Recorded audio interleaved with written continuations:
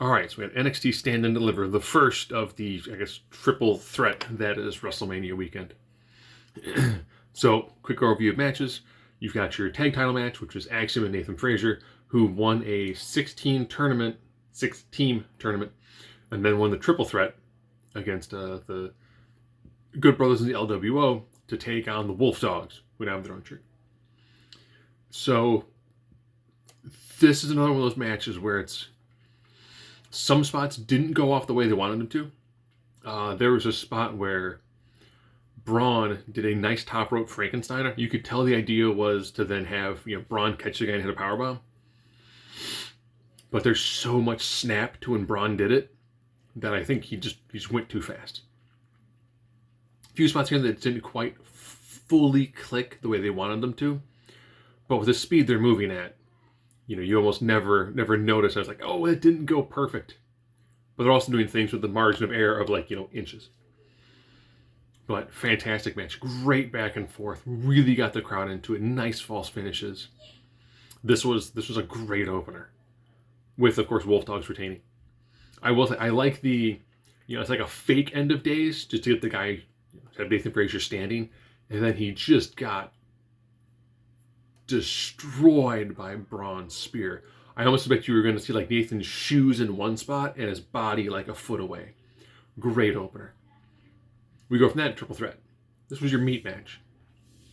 Josh Briggs, big dude. Dominic Dijakovic, now Dijak, big dude. Obafemi, big dude. They did some incredible big dude moves. Whether it was, we double chokeslam you. Okay, fine. Later on in the match, I double chokeslam both of you. Okay.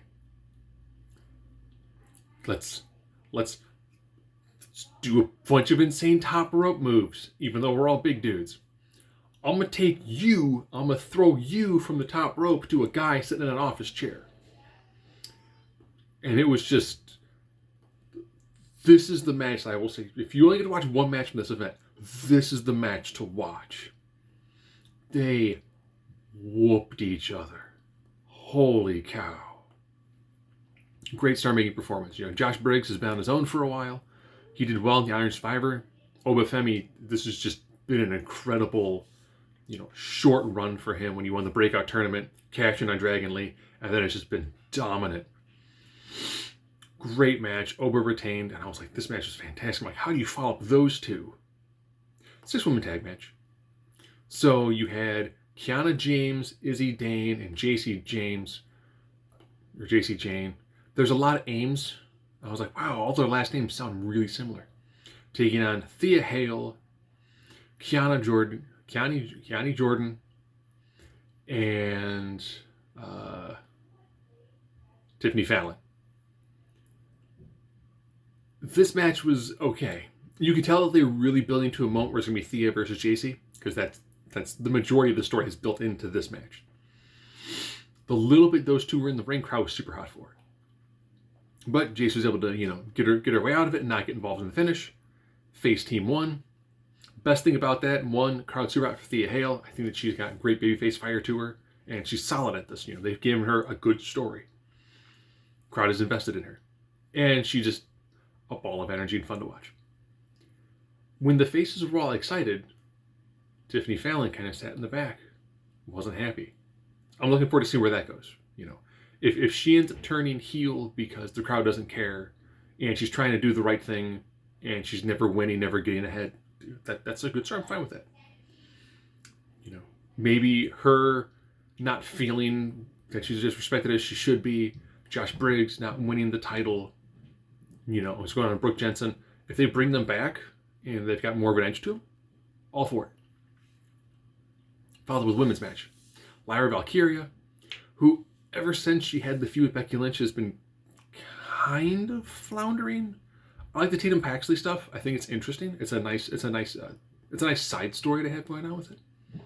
Roxanne Perez has turned heel because the crowd doesn't like her anymore. She's not a great heel on the mic. Her in-ring work has gotten better, and she's already really solid on the ring. But I think any of those heel mannerisms has helped out a lot. But I'm a big women's wrestling fan, and I like Lyra Valkyria, and I just did not really care for this match. It felt like they rushed into it, but it had a longer story. I actually went to the bathroom. Sounds horrible. So I had asked my daughter who won, and she was like, "Oh, Roxanne's a new champion." I'm like, "Okay, if that's how it ended up, cool." I didn't really feel like rewinding to go back. I'm like, out of all the matches going on this weekend, I'm probably least involved in that match. I'm least excited for that match. And then we go into another match where it felt like it had some build to it, but it also felt rushed. Tony D'Angelo versus Ilya Dragunov. Easily Dragunov's worst title defense. Which, given that he's had just phenomenal matches, not a slam.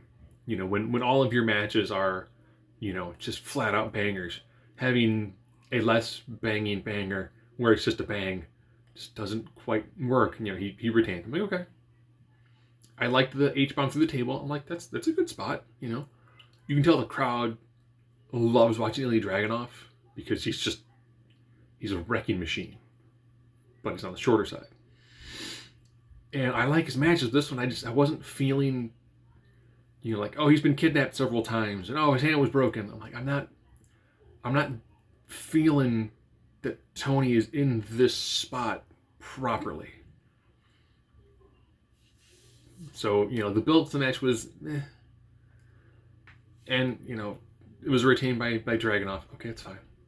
Now we get into the match. The whole event was functionally based around Trick Williams, Carmelo Hayes. And you know, crowd was ridiculously hot for this match. And that's what made it for the in-ring stuff was fine. I mean, this is one of those things you like these two guys hate each other. I'm like, okay, cool. Is this a no DQ match? No, ref has some leniency.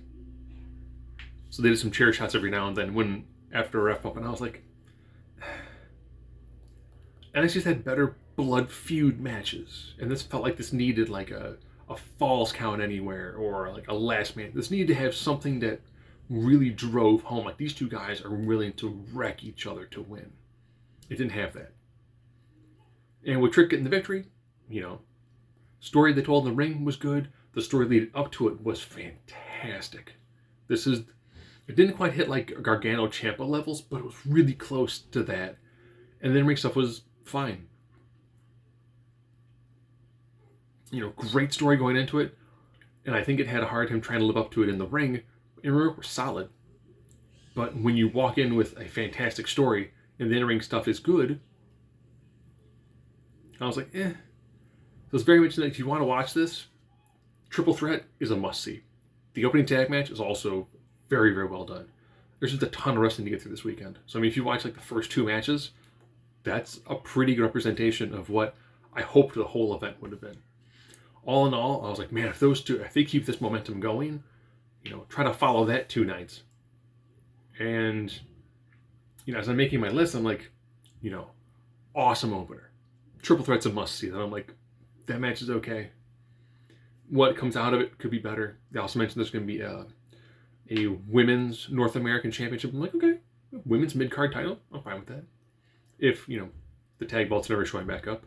So, you know, decent start. So we're 1/3 of the way through the WrestleMania Triple Threat. And we'll take it from there.